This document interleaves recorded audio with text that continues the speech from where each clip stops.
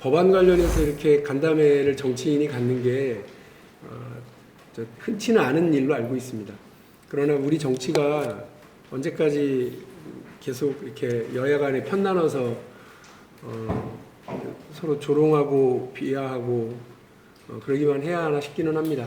물론 뭐 서로 그 논쟁하고 비판하고 비판해야 하는 것이 정치의 역할이기는 합니다만 그 와중에도 우리 사회가 한 걸음 더 나가기 위해서 법안에 대해서 깊이 있는 논의와 책임 있는 결정들이 좀 진행되기를 기대하면서 정책 의장도 아니고 해당 상임위 간사도 아닌 사람이 자기 법안에 대해서 설명하겠다고 말씀을 드리고 오늘 이 자리를 이렇게 가졌습니다. 나눠드린 자료를 보시면 그 법안의 개요, 그 다음에 나서는 몇 가지 질문 이런 것들에 대해서는 대략 써놨습니다만 궁금하신 부분은 그 부분에 대해서 또 질문 주시면 또 말씀 같이 나눌 수 있을 것 같습니다. 먼저 좀 말씀을 드리면 저는 이제 이재용 회장에게 그 본인도 바라고 계실 것 같은데 새로운 시대로 나가자고 제안드리고 싶어요. 언제까지 아버지 시대에 깔아놓은 그 불법과 특혜 반칙이라고 하는 레일 위에서 삼성이라고 하는 대한민국 최대 그룹을 달리게 할 수는 없다고 봐요. 그 레일 때문에 여기까지 왔다고 그러면 그 레일에서 벗어나지 않으면 내일은 없다고 생각합니다. 글로벌 스탠더드로 가야죠. 그래서 본인도 원하고 계실 거라고 봐요. 그러면 아버지 시대에 깔아놨었던 그 불법과 특혜 반칙 레일 몇 가지에 대해서 저하고 이미 전쟁 치렀잖아요. 근데 여전히 아버지 시대에 만들어 놓은 구시대 유물 마지막 유물이라고 생각합니다. 이거 정리하시죠. 저 그게 맞다고 생각합니다. 근데 지금 삼성이 보이고 있는 태도는 이재용 회장이 보이고 있는 태도는 배째라예요. 국회의원 하나가 뭐 어쩌겠어? 그렇게 떠들다 말겠지. 앞서서도 국회의원들 여러 명이 이 법안에 대해서 이야기하고 보호목 감독 규정의 문제점 지적했지만 다 넘어갔잖아. 20년 넘게 이렇게 유지해온 걸 자기가 어쩌겠어. 그렇게 생각하고 있는지 모르겠습니다. 그러니까 다른 의원실에는 돌아다니면서 로비하는 삼성생명이 해법 같이 논의하자고 오라고 그러니까 안 온대잖아요. 이런 배째라가 어디 있습니까? 6년 전부터 이 문제에 대해서 해소하자고 얘기했는데 삼성생명은 그럴 생각이 전혀 없다고 최근까지 그러잖아요. 불법과 특혜 반칙이 그냥 유지된다고 생각하시나 보죠? 금융당국은 6년 동안 국민과 국회한테 거짓말한 게 이번 국회 국정감사에서 들통났잖아요. 부끄러운 줄 아셔야 된다고 생각합니다. 이렇게 해주는 게 어디 있어요? 법 따로 감독 규정 따로예요? 법에는 3% 이상 갖지 못하게 해놓고 감독 규정에서는 취득 원가라고 하는 꼼수로 그 피해갈 수 있게 만들어줘요. 다들 아시겠습니다만 지금 구조는 그래요. 여기 첫 번째 그 Q&A 자료 맨 밑에 있는 삼성전자 지분 구조에서 중요한 건 사실 지금 빠져 있는데 국민연금은 경영에 참여 안 하니까 이거 빼고요.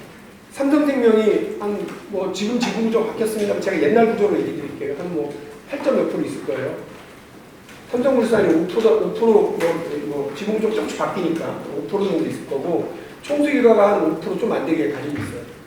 특수관계인들이 그 다음에 쭉 가지고 있으니까 지금 현재 삼성 전체에서는 20%가 넘죠. 근데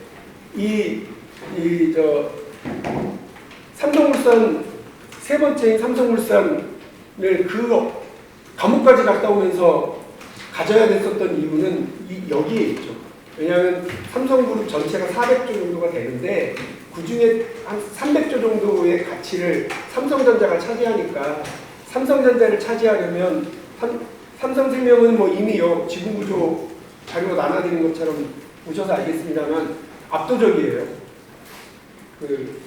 이건희 회장이 가지고 있는 지분이 압도적이었고 삼성물산이 또 그 다음 압도적으로 제일 많이 가지고 있고 그 다음 이건희 회장이 거의 0.몇% 차이로 1, 2위를 다투고 있으니까 이건희 회장하고 삼성물산이 거의 40%를 장악하고 있었거든요. 그러니까 뭐 삼성물산을 가지면 삼성전자에 대한 지배력도 플러스 그리고 삼성생명에 대한 지배력까지 가지니까 되게 핵심이었죠.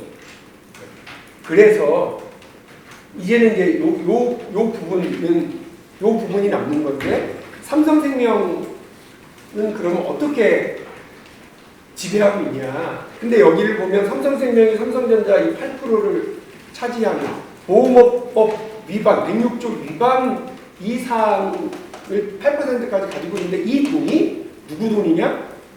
계약자, 유배당 계약자들의 돈이고 삼성생명 주주들의 돈인데 그 부분에 대한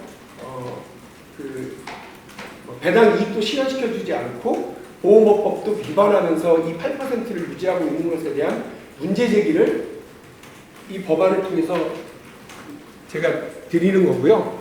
법은 간단합니다. 회계처리 기준에 따라서 시가로 재무제표상 가액을 시가로 한다. 이것이 첫 번째고요. 보험업 감독 규정 위반해서 더 가지고 있으면 그거는 의결권에서 빼자 이겁니다.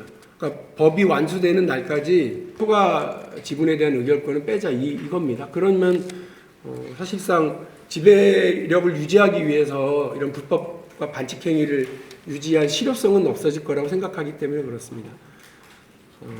이렇게 복잡하게 안 해도 돼요. 여러분 같은 자료에는 있을 건데요.